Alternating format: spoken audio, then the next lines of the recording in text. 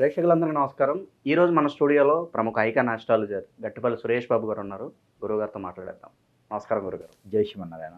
గురుగారు, ఏప్రిల్ 12 తారీఖున చైత్ర పౌర్ణమి అలాగే హనుమాన్ విజయోత్సవం రెండు కూడా కలిసి వచ్చింది. మరి ఈ రోజుని మనం ఎలా వినియోగించుకోవాలి, ఎలాంటి పద్ధతులు పాటించాలి, అలాగే ఈరోజు విశేషంగా శత్రు బాధలు కావచ్చు, దిష్టి దోషాలు కావచ్చు, ఇవన్నీ కూడా పటాపంచలైపోవాలంటే మనం ఏ విధంగా ఆచరించాలి?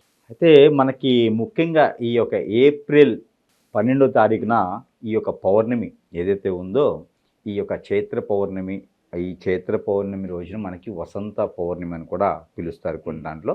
ఈ వసంత పౌర్ణమి ఏదైతే ఉందో ఈ రోజున ఈ భార్యాభర్తల మధ్య ఎడబాటు ఉంటుంది కదా, వీరు అలానే పిల్లనిచ్చినటువంటి పుట్టింటి వారితో అనుసంధానమైనటువంటి విధానాలు తొలగిపోయేసి ఉన్న విధానంలో వీరు ఏదైనా పిల్లలు పుట్టకుండా ఉన్నటువంటి వారికి వీరందరికీ కూడా వసంతం అని చెప్పేసి అని ఉంటుంది. వసంతం అంటే పన్నీర్ లాగా వసంతం అని ఉంటుంది. ఈ పన్నీర్ని చల్లుకోవటం, ఆహ్లాదకరంగా ఉండడం, కొత్తగా ఏదైనా పెళ్ళిళ్ళు అయినటువంటి వారికి కూడా పుట్టింటికి వెళ్ళడం, అత్తవారింటికి అంటే మగవారికి అయితే అత్తవారింటికి, ఆడవారైతే పుట్టింటికి సారె తెచ్చుకోవడం అనేది సాంప్రదాయంగా ఉంటుంది. ఇది ఈ యొక్క పౌర్ణమికి ప్రత్యేకత ముఖ్యంగా చెప్పాలి అంటే. అయితే మనకి ఇదే పౌర్ణమి 12వ తారీఖు రోజున మనకి హనుమాన్ విజయోత్సవం కూడా జరుగుతోంది. అంటే హనుమాన్ విజయోత్సవం అంటే కూడా ఎలా ఉంటుంది అంటే, హనుమంతుడు వారు ఆ స్వామివారి యొక్క కళ్యాణ మహోత్సవం జరిగిన తర్వాత, ఏదైతే మనకి శ్రీరామచంద్ర వారు సీతమ్మ వారికి కళ్యాణ మహోత్సవం అయిన తర్వాత వారు పట్టాభిషేకాన్ని చేయించుకున్నది కూడా ఇదే రోజు ఉంటుందన్నమాట. వాళ్ళు అడవిల పాలయ్యి అడవిల నుంచి వచ్చిన తర్వాత వారికి పట్టాభిషేకం చేసింది కూడా కళ్యాణ మహోత్సవం వంటి లగ్నంలోనే పట్టాభిషేకం చేశారు.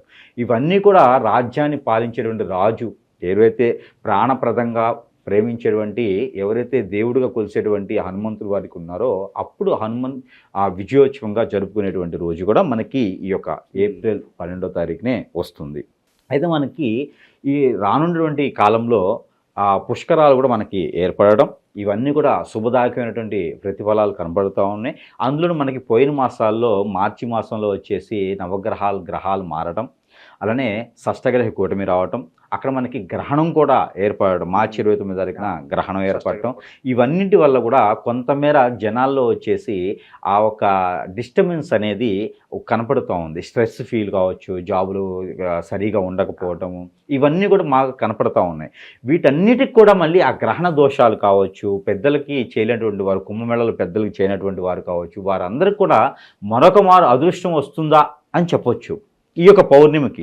అయితే ఈ ఏప్రిల్ 12వ తారీఖున మనకి ఏర్పడేటువంటి చైత్ర పౌర్ణమి ఏదైతే ఉందో, ఈ పౌర్ణమి రోజున గనక ప్రతి ఒక్కరూ కూడా సముద్ర స్నానం ఆచరించినట్లయితే గనక వీరికి ఏదైతే దిష్టి దోషాలు, మనం అనుకున్నటువంటి నరదిష్టి, నరఘోష, అలానే అప్పులు బాధ అయిన వారు, ఇంకేదైనా నవగ్రహాల దోషాలు ఉన్నవారు, కొన్ని రాసుల వారికి శని భగవాన్ యొక్క అశుభ దృష్టి ఉంది. అందులో మీనరాశి, కర్కాటక రాశి, సింహరాశి, అందులోనూ తులారాశి వారికి కూడా కనపడుతూ ఉంది. 10వ స్థానంలో ఉన్నటువంటి మకర రాశి వారికి కూడా శని భగవాన్ యొక్క అశుభ దృష్టి ఉంది. వీరందరూ కూడా, ఈ సింహరాశి వారు కూడా శని భగవాన్ అశుభ దృష్టి ఉంది. వీరందరూ కూడా సముద్ర స్నానం ఆచరించడం, ద్వాదశ రాశుల వారు వీరే కాదు 12 రాశుల వారు కూడా సముద్ర స్నానం ఆచరించడం, పోయినటువంటి కాలంలో చేయనటువంటి పెద్దల కార్యక్రమాలు కూడా నిర్వర్తించడం, రానున్నటువంటి మాసాల్లో కత్తెర లాంటివి వస్తున్నాయి కూడా, అవి కూడా వీళ్ళు గమనించుకోవడం, ఇలాంటివి చేయడం ద్వారా వారికి మంచి జరుగుతూ ఉంది. గురువుగారు చెప్పారు కదా అని సముద్ర స్నానానికి వెళ్ళేసి అక్కడే మారుపట్టలాంటివి, తప్పిపోయేలాంటివి, సముద్రంలో ఈత కొట్టలాంటివి చేయకూడదు. సముద్ర స్నానం అంటే మోకాలు లోతున్నా కూడా ఆ సముద్రం మోకాలు లేదా నడుము దగ్గరికి వచ్చేదాకా మాత్రమే వెళ్ళాలి సముద్రంలోకి. అక్కడే మునగాలు తప్పితే మనిషి అంతా మునిగి ఎలా వెళ్తే మనిషి రాడు బయటికి. అందుకని గురువుగారు చెప్పారు కదా అని చెప్పేసి సముద్రం అలా కొట్టుకుపోకుండా మోకాళ్ళ వరకు లేదా నడుము వరకు, లాస్ట్గా నడుము వరకు మునిగి స్నానం ఆచరించుకొని బయటికి రావాలి. ఆ రోజు చేయవలసినటువంటి కార్యక్రమం ఒకటి ఉన్నది.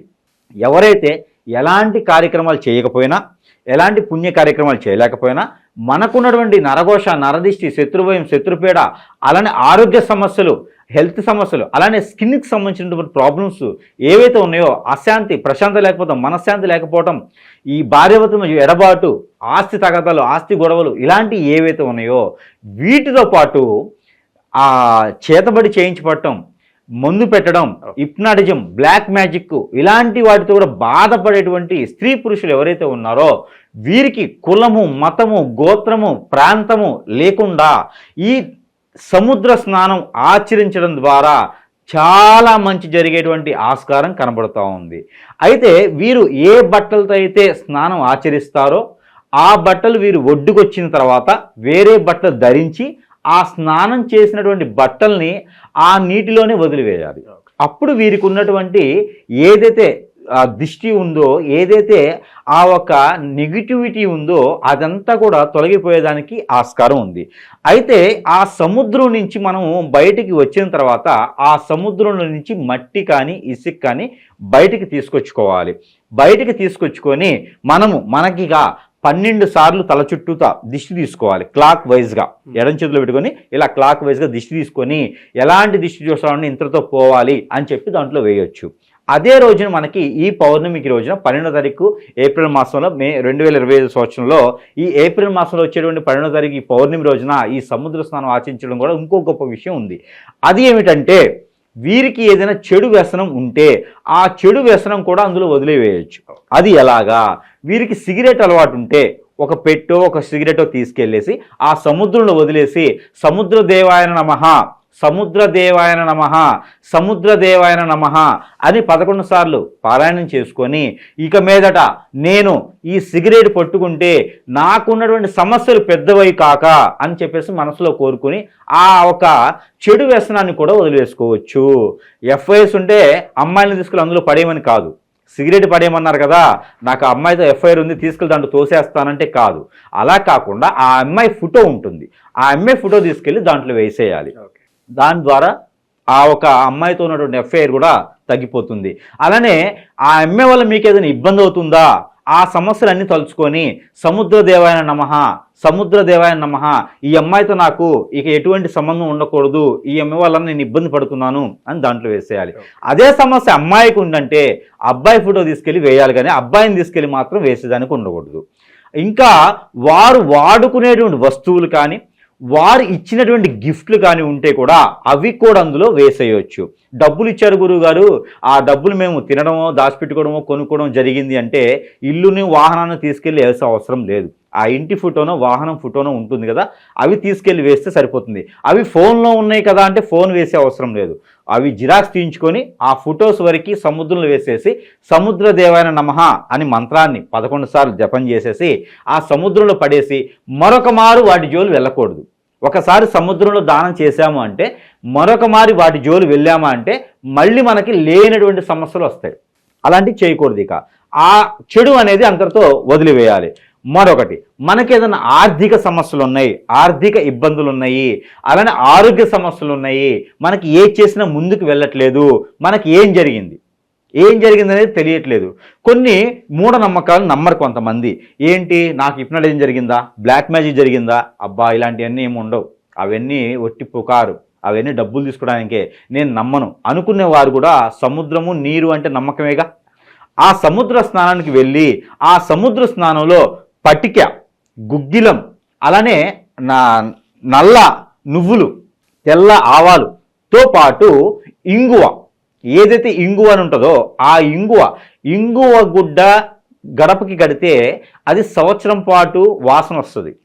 ఇంగు వేసినటువంటి గుడ్డ ఆ క్లాత్ ఏదైతే ఉందో అది గడప కట్టండి, ఇంట్లో ఏ ఒక సెంటు చల్లకుండా సంవత్సరం పాటు వాసన వస్తుంది. అలాంటిది ఇంగువలో ఉన్నటువంటి నెగిటివిటీ ఏదైతే ఉందో మనలో ఉన్నటువంటి నెగిటివిటీ ఇంగువ తీసేస్తుంది. అందుకని ఎవరైతే ఉన్నారో ఈ సముద్ర స్నానానికి వెళ్ళేటప్పుడు తీసుకువెళ్ళాల్సినటువంటి వస్తువుల్లో ఇంగువ ఒకటి పర్టికులర్గా మర్చిపోకుండా తీసుకెళ్ళాలి. పట్టిక అంటే మనము దిష్టి దోషాలకు ఇంటికి కట్టుకుంటాం, అది ఒక లారీ అవసరం లేదు. ఒక 100 గ్రాముల నుంచి 1/4 కిలో పట్టిక, ఒక 50 గ్రాముల నుంచి 100 గ్రాములు ఇంగువ. ఇప్పుడు ఈ మధ్యన డబ్బాల్లో కూడా మనకి ఇంగువ లభ్యమవుతుంది పచారీ షాపుల్లో. ఆ ఇంగువ తీసుకెళ్ళినటువంటిది వారందరూ కూడా ఏదైతే ఈ యొక్క దోషాలు పోవాలి సముద్ర దేవాయన నమః అని చెప్పి తలుచుకొని 11 సార్లు జపం చేసి స్నానం చేసి ఒడ్డుకొచ్చిన తర్వాత ఇవన్నీ కూడా తలుచుకొని వారి దిష్టి తీసుకొని ఆ ఇంగువని ఆ పట్టికని బాడీకి తల దగ్గర నుంచి కింద వరకు 11 సార్లు బాడీని తల దగ్గర నుంచి కింద వరకు ఇలా దిష్టి తీసేసుకొని అవన్నీ కూడా సముద్రంలో వేసినట్టయితే కనుక వీరికి ఎలనేటి శని ఎలనాటి దోషాలు, నవగ్రహ దోషాలు, అలానే ప్రకృతి నుంచి వచ్చే దోషాలు, అలానే చెడు వ్యసనాలు, చెడు దోషాలు, ఆర్థిక స్థితిగతులు, ఎఫ్ఐఆర్స్, చెడు వ్యసనాలు అన్నీ కూడా తొలగిపోయేదానికి ఆస్కారం ఉంది. అయితే ఆ ఒడ్డు నుంచి వచ్చిన తర్వాత సమీప దూరంలో ఉన్నటువంటి ఆలయంకి వెళ్ళి, సమీప దూరంలో ఆలయం లేకపోతే ఎక్కడైనా దూరంగా ఉన్నటువంటి ఆలయంకి వెళ్ళేసి ఆ ఆలయంలో నువ్వుల నూనె కానీ, లేదా కోకోనట్ ఆయిల్ కానీ, లేదా ఆవు నెయ్యితో కానీ మట్టి ప్రమిదలో 4 ఒత్తులేసి దీపారాజన చేస్తే కనుక వీరికి అంతటితో ఆ ఒక దోషాలన్నీ కూడా తొలగిపోతాయి. ఆ దీపారాజన చేసేటప్పుడు ఏదైతే సముద్రంలో నుంచి తీసుకొచ్చేటు మట్టి, సముద్రం నుంచి తీసుకొచ్చినటువంటి ఇసుక ఏదైతే ఉందో అది ఆ దీపారాజన ప్రమిద కింద పెట్టి దీపారాజన చేయాలి. ఇది ఈ పౌర్ణమికి చేయాల్సినటువంటి గొప్ప విషయము. మరొకటి, హనుమజ్జీ ఏదైతే విజయోత్సవం ఉందో ఈ హనుమంతుని విజయోత్సవం కూడా మనకి ఈ పౌర్ణమి రోజున జరుపుకోవడం ఆచార ప్రకారంగా వస్తుంది. కాబట్టి కొన్ని ప్రాంతాల్లో అయితే హనుమత్ జయంతి లాగానే ఈ హనుమతి ఒక గొప్ప విషయాన్ని చేసుకుంటారు. కాబట్టి ఈ యొక్క రోజున, ఈ పౌర్ణమి రోజున మరొక ప్రత్యేకత కూడా ఉంది. మనకి ఆంధ్రప్రదేశ్లోని ఒంటిమిట్ట ఆలయంలో కళ్యాణ మహోత్సవం కూడా ఈ పౌర్ణమి రోజునే జరుగుతూ ఉంది. ఇది చాలా గొప్ప విషయం. అదే రోజున ఈ హనుమత్ ఏదైతే విజయోత్సవం ఉందో ఈ విజయోత్సవం రోజున హనుమత్ మందిరంలో, ఏదైనా హనుమాన్ మందిరంలో, హనుమాన్ దేవాలయంలో కనుక ఈ యొక్క హనుమాన్ చాలీసా 11 సార్లు పారాయణం చేయడం, హనుమాన్ చాలీసానే కాకుండా ఈ హనుమాన్ మందిరంలో ఆవు నెయ్యితో మట్టి ప్రమిదలో 5 ఒత్తులతో సాయం సంధ్యవేళలో దీపారాజన చేయడం చాలా గొప్ప విషయం. నాన్ వెజ్ ఈరోజు ముట్టుకుపోవడం అనేది, అంటే తినకపోవడం అనేది చాలా గొప్ప విషయం. ఏదైనా కుక్కలకి కానీ, ఆవులకి కానీ గరిక, తోటకూర, బెల్లము తినిపించడం చాలా గొప్ప విషయము. మనకున్నటువంటి దోషాలన్నీ కూడా తొలగిపోతాయి. అలానే ఈ హనుమాన్ మందిరంలో గారెల దండ వేయటం అనేది ప్రత్యేకత. అలానే ఈ హనుమాన్ మందిరంలో ఇంకొక ప్రత్యేకత ఏంటంటే తవనపాకులు ఏవైతే ఉంటాయో అవి తొడిములు తీయకుండా ఈ తవనపాకులు మాల అనేది 109 తవనపాకులు లేదా 111 తవనపాకుల మీద సింధూరంతో శ్రీరామ అని లిఖించేసి ఆ తవనపాకుల్ని ఆ స్వామివారికి ధారణ చేయడం, మంగళధారణ చేయడం. అలానే ఈ ఒక రోజున, పౌర్ణమి రోజున, ఏదైతే ఏప్రిల్ మాసంలో వచ్చేటువంటి చైత్ర పౌర్ణమి రోజున ఈ రోజున చేయవలసింది చక్కెర పొంగలి, అలానే గారెలు, మినప గారెలు నైవేద్యం పెట్టడం ద్వారా మంచి జరుగుతుంది. అలానే అటుకులు కూడా, బెల్లం కలిపినటువంటి అటుకులు కూడా స్వామివారికి నైవేద్యం పెట్టడం ద్వారా ఖచ్చితంగా మనకున్నటువంటి ఆర్థిక స్థితిగతి అనేది తొలగిపోతే ఆ రోజున సింధూరం మనం ధరించడం ద్వారా మంచి జరుగుతుంది. ఆ రోజున మనకి కేసర గణపతి అని ఉంటుంది. కేసర గణపతి అంటే హనుమాన్ మందిరంలో ఉండేటువంటి సింధూరం కలర్లో ఉన్నటువంటి కేసర గణపతి అంటే కూడా అదే కలర్లో ఉంటారు. ఆ కలర్లో ఉండేటువంటి హనుమాన్ మందిరంలో ఉన్న వేరే మందిరంలో ఉన్నటువంటి గణపతి స్వామి వారికి కళ్యాణం చేయించడం, లేదా శాంతి హోమం చేయించడం, శాంతి పూజ చేయించడం ద్వారా కూడా పెళ్ళిళ్ళు కానిటువంటి వారి పెళ్ళిళ్ళు అవుతాయి. అలానే కళత్ర దోషం, శుక్రునికి సంబంధించిన దోషాలున్నా, రాహుకేతు దోషం ఉన్నా కూడా ఆ రోజున ఈ యొక్క వినాయక స్వామి వారికి అభిషేకం, అర్చన చేయించడం ద్వారా ఖచ్చితంగా వారికి ఫలించేలా ఉంటుంది. అయితే మరొక ప్రత్యేకత ఉంది. ఈ పౌర్ణమికి కనుక హనుమాన్ మందిరంలో ఒక ఎల్లో కలర్ క్లాతులు 2 కనుక సమర్పించినట్టయితే, దానం చేసినట్టయితే కనుక ఖచ్చితంగా వారికి ఎలాంటి దిష్టి దోషాలే కాకుండా వారి భార్యాభర్తల మధ్య ఉన్నటువంటి ఎడబాటు కూడా తొలగిపోతుంది. పెళ్ళిళ్ళు కానటువంటి వారికి పెళ్ళిళ్ళు అవుతాయి. పూర్వీకుల శాపం, పూర్వీకుల దోషం ఉంటే కూడా తొలగిపోయేదానికి ఆస్కారం ఉంటుంది. ఈ రోజున కనుక కాటుక దానం చేస్తే, అద్దము, కాటుక, దువ్విన దానం చేయడం ద్వారా ఇంట్లో ఉన్నటువంటి ఆడపిల్లలకి ఏదైనా దోషం ఉన్నా, స్త్రీ దోషం అనేది కొంతమందికి ఉంటుంది. మగవాళ్ళకి పెళ్లిళ్ళు కాకుండా స్త్రీ దోషాలు ఉంటాయి. అలాంటి స్త్రీ దోషం ఉంటే కూడా ఖచ్చితంగా తొలగిపోతుంది. కాబట్టి ఎవరైనా అడుక్కునే వాళ్ళకు ఉంటే ఇవ్వచ్చు. ఎవరు తీసుకునే పక్షాన 11 దువ్వెనలు, 11 అద్దాలు అలానే తీసుకొని 11 రకాల కాటుకలు తీసుకొని, అంటే 11 కాటుక బడలను తీసుకొని పారేటువంటి నీటిలో వేయాలి. నాకు ఉన్నటువంటి స్త్రీ దోషం పోవాలి అని వేసేయడం ద్వారా వారికి ఉన్నటువంటి స్త్రీ దోషం కూడా పోతుంది. అలానే కాలసర్ప దోషం, నాగదోషం ఉన్నవారైతే సుబ్రహ్మణ్య స్వామి వారికి అభిషేకం చేసుకోవడం ద్వారా ఖచ్చితంగా తొలగిపోతుంది. ఇదే కనుక హనుమాన్ మందిరంలో కానీ, ఇంట్లో కానీ, పూజా మందిరం దగ్గర కూర్చొని కానీ ఒక చిన్న మంత్రాన్ని పఠన చేసినట్టయితే ఆ రోజున నవగ్రహాలకి గ్రహశాంతి జరిపించినా కూడా పుణ్యం జరుగుతుంది. నవధాన్యాలు ఆ స్వామివారికి సమర్పించిన పుణ్యం జరుగుతుంది. అలానే సత్యనారాయణ స్వామి వారి వ్రతం, శ్రీ వెంకటేశ్వర స్వామివారి వ్రతం చేసుకోవడం కూడా పుణ్యకాలంగా పనికొస్తుంది. జాబులో వెసులుబాట్లు, బిజినెస్లో డెవలప్మెంట్ కలిసి వస్తుంది. అలానే సత్యనారాయణ స్వామి వారి కళ్యాణం చేసుకోవడం ద్వారా, అలానే వ్రతం చేసుకోవడం ద్వారా పిల్లలు పుట్టేందుకు ఆస్కారం ఉంది, పెళ్లి అయిన వారికి మాత్రమే. అలానే గనక ఈ నవధాన్యాలు నవగ్రహాల మీద ఉంచడం ద్వారా మంచి జరుగుతుంది. ఈ యొక్క పౌర్ణ్యానికి ఏం చేసినా కూడా చాలా పుణ్యకార్యం. అది 7 లోకాలు దాటేసి స్వర్గలోకానికి దారి వెళ్తుంది. కాబట్టి మనం చేసేటువంటి క్రియలు, కర్మలు, తెలియకుండా చేసేటువంటి అశుభ కార్యక్రమాలు ఏవైతే ఉన్నాయో అవన్నీ కూడా తొలగి ఆ పాపాలన్నీ కూడా పటాపంచలేసి పుణ్యకార్యాలు చేసుకునేందుకు, పుణ్యం మనకు వచ్చేందుకు కూడా ఆస్కారం ఉంది. కాబట్టి ఈ యొక్క చైత్ర పౌర్ణమి ఏప్రిల్ మాసంలో రావడం చాలా గొప్ప విషయం. మనందరం కూడా ఆ పుణ్యకార్యాల్లో పాల్గొని మనం ఆ ఒక స్వామివారి యొక్క కృపా కటాక్షాలకు మనం కూడా పాలు పంచుకుంటే కనుక మనం కూడా పుణ్యతులు అవుతాం. అయితే ఈ ముఖ్యంగా ఈ చిన్న మంత్రము ప్రతి ఒక్కరు కూడా పారాయణ రూపంగా చేయొచ్చు. కాకపోతే మంచం మీద కూర్చొని కాకుండా పీట కానీ చాప కానీ వేసుకొని ఆలయాల్లోనే, ఇంట్లో పూజ మందిరంలోనైనా ఈ యొక్క మంత్రాన్ని జపం చేయొచ్చు. పూజ మందిరంలో అంటే పూజ మందిరానికి ఎదురుగా కూర్చొని పారాయణం చేసుకోవాలి. అయితే ఈ మంత్రం ఏంటంటే ఓం నమో ఈశ్య హనుమత్ నమః. ఓం నమో ఈశ్య హనుమత్ నమో నమః. ఈ యొక్క మంత్రాన్ని పారాయణంగా 111 సార్లు చేయాలి. ఇది చేయనటువంటి వారు ఓం భుజో భుజో, ఓం భుజో భుజో అనే ఒక ఈ మంత్రాన్ని 225 సార్లు పారాయణం చేయాలి. చేతిలో ఏదైనా నైవేద్యం, చేతిలో ఏదైనా పాలు, చేతిలో ఏదైనా తేనె పెట్టుకొని ఏదైనా ఫ్రూట్, బనానా, దానిమ్మ, చపూట, ఈ సీజన్ వైజ్గా వచ్చేటువంటి మ్యాంగోస్ ఏదైనా పెట్టుకొని పారాయణంగా చేసుకొని అది ఏదైనా భుజించినా, వేరే వారికి దానం ఇచ్చినా కూడా చాలా మంచి జరుగుతుంది. కాబట్టి ఈ యొక్క చైత్ర పౌర్ణమి ఏప్రిల్ 12వ తారీఖున వస్తుంది. కాబట్టి ఈ పౌర్ణమి రోజున ఉదయం 4 గంటల నుంచి సాయంత్రం వరకు కూడా పుణ్య స్నానాలు అనేది ఈ సముద్ర తీరంలో ఆచరించవచ్చు.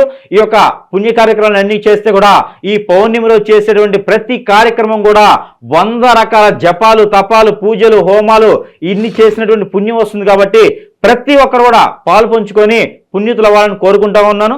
జై శ్రీమన్నారాయణ.